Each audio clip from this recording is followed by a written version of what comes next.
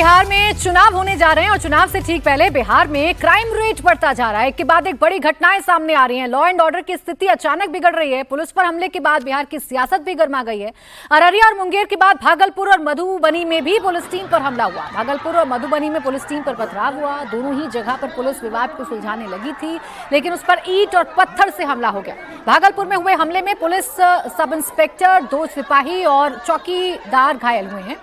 बिहार में 3 दिन के अंदर 2 दारोगा की हत्या हो चुकी है। पहले अररिया में एएसआई राजीव रंजन की हत्या हुई। इसके 48 घंटे के अंदर भीड़ ने मुंगेर में दारोगा संतोष कुमार को पीट कर मार डाला, लेकिन इसके तुरंत बाद पुलिस ने इस वारदात के एक आरोपी गुड्डू यादव के यूपी के स्टाइल में हाफ एनकाउंटर कर दिया। गुड्डू के पैर में गोली लगी।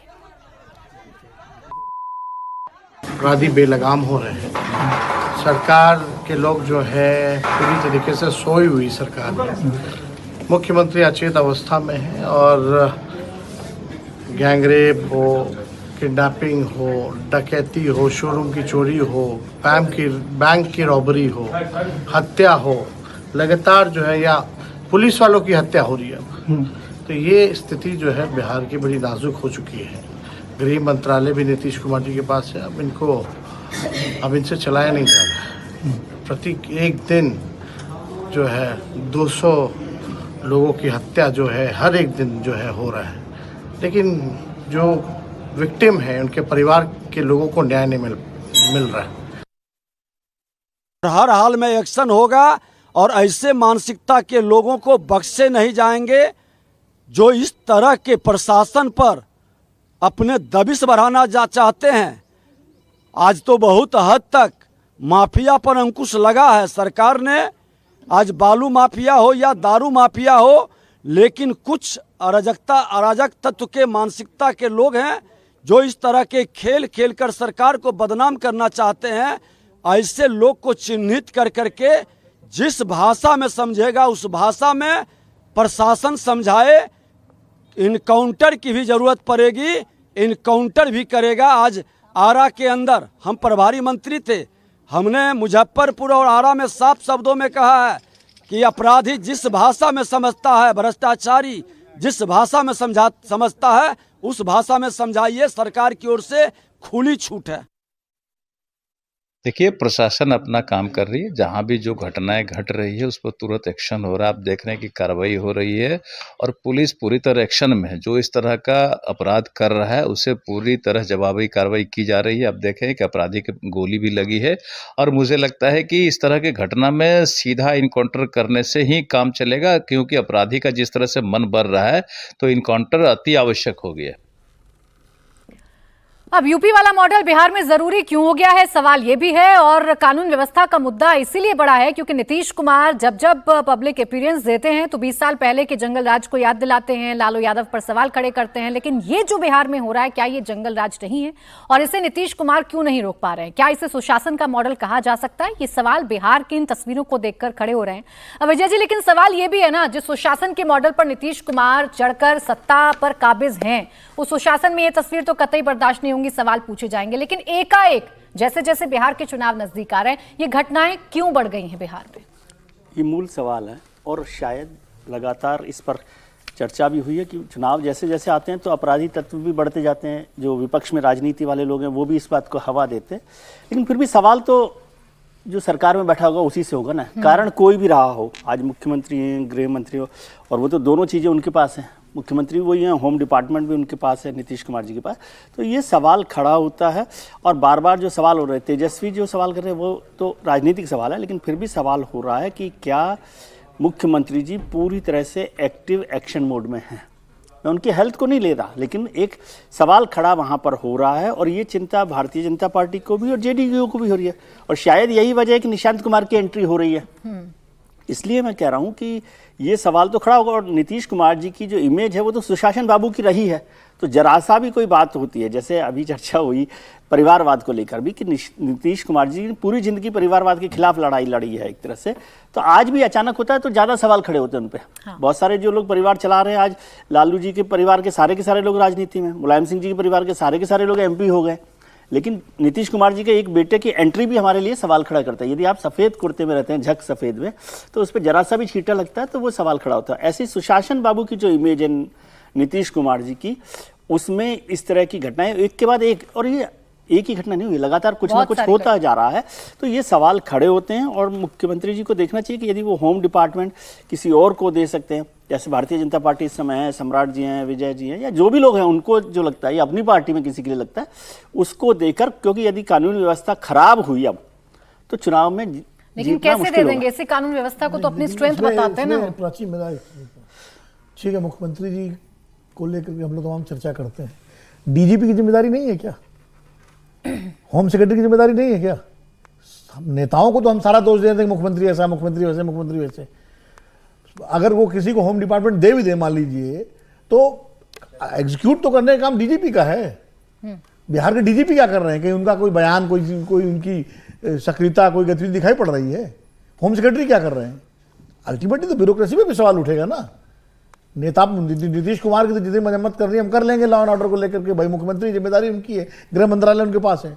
लेकिन जिनको अंजाम देना है कानून व्यवस्था को, जिस पुलिस प्रशासन को, उसके शीर्ष अधिकारी, आला अधिकारी क्या कर रहे हैं? क्या उनके हाथों में मेहंदी लगी हुई है या मुंह में दही जमा रखा है? क्या सरकार भी तो तलब नहीं कर रही है ऐसे अधिकारियों को? नहीं, उनकी बेसिक जिम्मेदारी सरकार तलब न करे या न करे। उनको काहे के लिए भारत सरकार की ट्रेजरी तनख्वाह मिलती है, और आईपीएस और आईएएस होते हैं, तो सर अब ये सब फिर तो सरकार की जवाबदेही क्या है? यदि होम सेक्रेटरी अकाउंटेबल मासूमियत अगर नहीं है होती है जनता पुलिस के लिए। अधिकारियों में या नहीं, ब्यूरोक्रेसी जनता के लिए में accountable कि क्यों भाई नहीं है भाई? नेता स्टेट कैसा भी हो, हमें accountable अपना है। काम करना है। भाई नेता तो वैसे ही काम करता है जैसा ब्यूरोक्रेसी वैसे ही काम करती है जैसे नेता नहीं, होता ये है। मनमोहन सिंह के समय भी तो ब्यूरोक्रेसी थी ना। ऐसा नहीं है। 2004 से 2014 अच्छे कैसे ब्यूरोक्रेट जो होते हैं, 2014 से 2024 कैसे काम अच्छे करवाया? ब्यूरोक्रेट होते हैं, कोई भी सरकार हो वो अपने फर्ज को अंजाम देते हैं।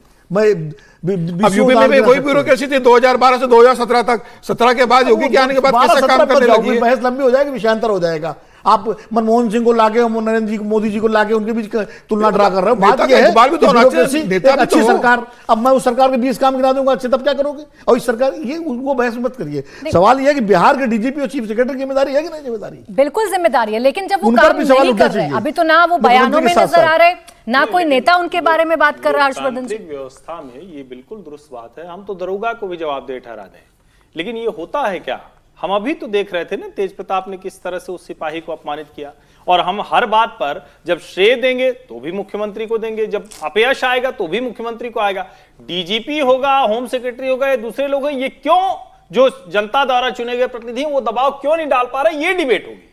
क्योंकि अगर हम जैसे कहते हैं ना कि अधिकारी के ऊपर तो ये तो बड़ा आसान होता है, फिर तो नेता को आप हमेशा छोड़ देंगे। और ये नीतीश कुमार पर ही सवाल खड़ा होगा।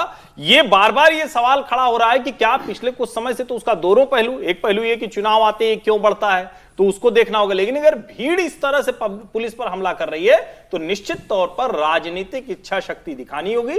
बयानबाजी भर से काम नहीं चलने वाला है। और पुलिस प्रशासन को ऐसे लोगों को, ऐसी चाहे भीड़ हो या फिर इक्के दुक्के अपराधी, उनको कानून के दायरे में सबक नहीं, सिखाना सिपाही चाहिए। ने ठुमके लगाए तो कार्रवाई हो गई। मुख्यमंत्री को कोई बरी नहीं कर रहा। मुख्यमंत्री की आलोचना हम सब कर रहे हैं नीतीश कुमार की, लेकिन हम डीजीपी और चीफ से होम सेक्रेटरी की बात ही नहीं कर रहे हैं। मेरा कहने का मतलब ये है हमें उन पर भी उंगली उठानी चाहिए, बिल्कुल उठानी उनकी भी चाहिए। जिम्मेदारी है। मैं यही सवाल पूछ रही हूं समीर जी, जब सिपाही ने ठुमके लगा दिए तो आपने बिल्कुल वक्त नहीं लगाया उसे सस्पेंड करने में,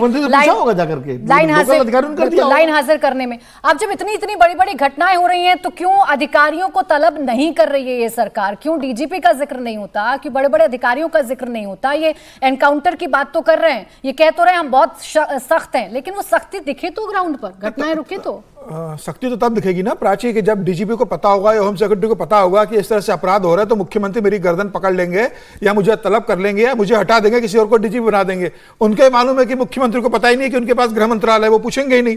तो डीजीपी को ही पता है कि हमारे बॉस को जब चिंता नहीं है इस मामले में, उन्हें हमें कोई पूछना नहीं है, वो हम पे कोई कार्रवाई नहीं करेंगे, तो क्यों हम ज्यादा अपने नीचे स्टाफ के ऊपर कार्रवाई करें?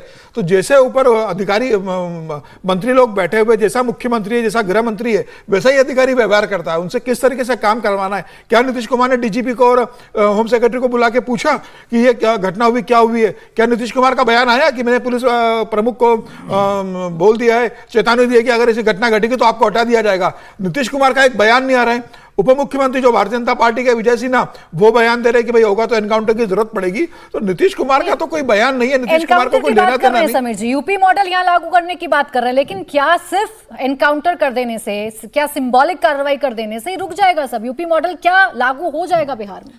देखिए, मुझे लगता है कि किसी भी राज्य के मॉडल को एक आदर्श मॉडल मान के किसी भी राज्य को फॉलो करने की जरूरत नहीं है। नीतीश कुमार अपना मॉडल बना सकते हैं वहां पर कि किस तरह से प्रशासन करना है, किस तरह से वहां क्राइम को कंट्रोल करना है। नीतीश कुमार ने परफॉर्म किया है, ठीक है, शराबबंदी लागू की, कई अपराध वहां कम हुए, लेकिन इसका मतलब ये नहीं है कि इस तरह से अगर रोज पुलिस वाले अगर मारे जा रहे हैं, रोज अपराध हो रहा है, वहां पर तनिष्क शोरूम को दिन दहाड़े अगर लूट लिया जा रहा है, तो नीतीश कुमार को पिछले कार्यकाल को देखते हुए एडवांटेज नहीं दिया जा सकता। अब तो आप चुनाव में जा रहे हो, जनता के बीच आप क्या लेकर जाओगे? विपक्ष इस मामले को उठाएगा, आपको जवाब देते नहीं बनेगा। देखिए, तो जिस मुझे मॉडल को बिहार में लागू करने की बात करें, इन दोनों ही राज्यों में बड़ा अंतर नजर आ रहा है। बिहार में एक के बाद एक घटनाएं हो रही हैं, तो उत्तर प्रदेश में इन घटनाओं पर कैसे अंकुश लगाया जाए, ये सुनिश्चित सरकार की तरफ से किया जा रहा है। होली से पहले संभल की खूब चर्चा हुई, संभल बहुत संवेदनशील है, संभल में पुलिस की तैनाती कर दी गई, बड़ी संख्या में ड्रोन से निगरानी रखी गई है। शाही जामा मस्जिद जिसकी तस्वीर आप देख रहे हैं, इसकी रंगाई पुताई को लेकर काफी बयानबाजी हुई, लेकिन हाईकोर्ट के आदेश के बाद आखिरकार रंगाई पुताई का जो काम है वो शुरू हो चुका है। एएसआई की निगरानी में मस्जिद की बाहरी दीवारों पर रंगाई पुताई का काम चल रहा है और इस दौरान मस्जिद कमेटी के लोग भी मौजूद हैं। हाईकोर्ट ने मस्जिद की बाहरी दीवारों पर लाइट लगाने का भी आदेश दिया था। कोर्ट ने कहा था कि इस दौरान मस्जिद के ढांचे से कोई छेड़छाड़ ना हो। तो एक तरफ मस्जिद पर रंगाई पुताई का काम चल रहा है, लेकिन अब संभल की व्यवस्था को लेकर अधिकारी भी थोड़े मुतमईन नजर आ रहे हैं, क्योंकि अभी तक होली में तैनात रहे जो अधिकारी हैं वो आज होली खेलते हुए नजर आ रहे हैं। और ऐसे में चर्चा हो रही है सबसे ज्यादा सीओ अनुज चौधरी की, जिनका एक बयान काफी चर्चाओं में रहा, उस पर खूब सियासत हुई। वो भी तमाम पुलिसकर्मियों के साथ मिलकर होली खेल रहे हैं, ठुमके लगाते हुए नजर आ रहे हैं। लेकिन ये तस्वीर और अधिकारियों की होली खेलती हुई तस्वीर, क्या यही बेसिक डिफरेंस है प्रशासनिक अमले में, या जिस तरीके से सख्ती बरतनी चाहिए पुलिस को? हर्षवर्धन जी, बिहार और उत्तर प्रदेश के एक तरफ देखिए पुलिसकर्मी होली भी खेल रहे हैं और दूसरी तरफ बड़े ही आसानी से बिना किसी भी शांति भंग हुए रंगाई पुताई का काम भी चल रहा है। देखिए, नीतीश कुमार ने भी बिहार में जिस तरह से लालू जी के जंगल राज से बिहार को वापस खींचकर वो लाए, वो सामान्य काम नहीं था, वो बहुत ही मुश्किल काम था।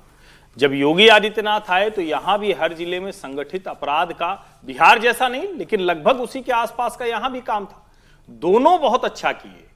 यहां भी योगी आदित्यनाथ आज भी उसमें संकोच नहीं करते हैं, फुल कमांड में दिखते हैं। और सीओ अनुज चौधरी की बड़ी चर्चा हो रही, तो सीओ अनुज चौधरी जब तक प्रशासन का मसला था, जितनी कड़ाई दिखनी थी, जितनी सख्ती दिखनी थी, वो भी दिखी। हमने वो भी देखा कि जामा मस्जिद के सामने से जब वो जुलूस निकल रहा था, होली वाले लोग निकल रहे थे, रंग खेल रहे थे, तो वहां भी वो अनुज चौधरी उतनी ही सख्ती के साथ उनको भी आगे बढ़ा रहा था। ये प्रशासन का काम है। प्रशासनिक अधिकारी किसी के मनोरंजन के लिए या किसी को खुश करने के लिए नहीं होता है, उसका काम ही होता है कि सख्त से सख्त निर्णय और एक्शन वो दोनों लेना पड़े, लेकिन शांति व्यवस्था बनी रहे। दुर्भाग्य से बिहार में यह हिस्सा थोड़ा कमजोर हुआ है। अब उसकी वजह नीतीश कुमार जी का मुख्यमंत्री की कुर्सी पर उस तरह से बहुत पकड़ न होना, उस तरह से बहुत अब कहीं की उस अवस्था में नहीं है, लेकिन कुछ ना कुछ गड़बड़ है। और चुनाव के नजदीक जाते जब इस तरह की चीजें होती हैं तो इस बात से भी इनकार नहीं किया जा सकता है कि जानबूझकर भीड़ के जरिए एसआई को मरवा दिया जाना, भीड़ के जरिए दरोगा और पुलिस पर हमला किया जाना,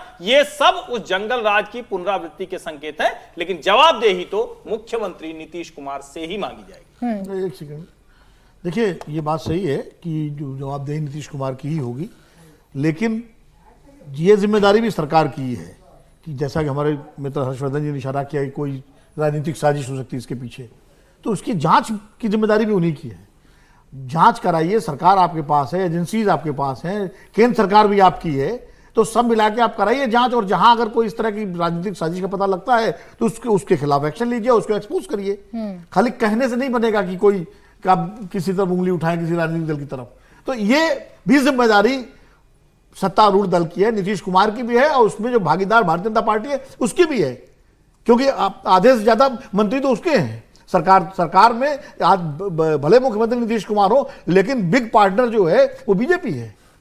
अब देखिए ये तस्वीर आप देखिए, लेकिन हम तो बात उसी सर एक ये तस्वीर दिखा रहे हैं, पुल टूटने पर लोक निर्माण मंत्री की ही तो बात करते हैं ना। तो अगर गृह मंत्रालय की बात आएगी तो नीतीश कुमार की बिल्कुल बात। संभल में कानून व्यवस्था संभालने के बाद अब पुलिसकर्मी कैसे होली मना रहे हैं और कैसे अपने सहयोगियों के साथ मिलकर पूरे रंग गुलाल में डूबे हुए नजर आ रहे हैं। एसपी हैं ये संभल के। जब प्रशासन का वक्त था, जैसे चर्चा भी हुई, तो उस समय सख्ती दिखाने की जरूरत थी, उस समय सख्ती दिखाई गई और उसके बाद एक रिलैक्स होने का भी मौका होना चाहिए। मैं इसको भी नहीं मानता, बहुत सारे लोग इस पर आपत्ति करते हैं पुलिस वाले वाले डांस कर रहे हैं। पुलिस वाले डांस नहीं कर रहे हैं, ऐसा कौन सा कानून में लिखा हुआ है कि ना करें?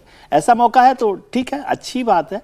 और जितना रिलैक्स रहता है ऑफिसर या कोई भी आदमी, उतना बेहतर काम में परफॉर्म करता पूरे है। समय ये बात स्ट्रेस में रहते हैं लोग, तो हाँ, पूरे हमेशा समय ही स्ट्रेस स्ट्रेस में, में कोई रहते हैं, वीकली ऑफ फैमिली नहीं, से भी कुछ नहीं, स्ट्रेस में 24 रहते घंटे हैं, की नौकरी है। सबसे ज्यादा स्ट्रेस में रहते हैं पुलिस भाई होली पर ना माहौल बिगड़े, सख्त निर्देश दिए गए थे मुख्यमंत्री की तरफ से, और अब जब होली अच्छे से बीत गई है तो अब पूरे उत्तर प्रदेश से ऐसी ही तस्वीरें सामने आ रही हैं। पूरे जहाँ देश भर में पुलिसकर्मी- ऐसा होता है, क्योंकि वो सेकंड डे जो है ना पुलिस लाइन में, और वहां पर वो लोग ठीक है, पुलिस वाले तस्वीरें आते हैं।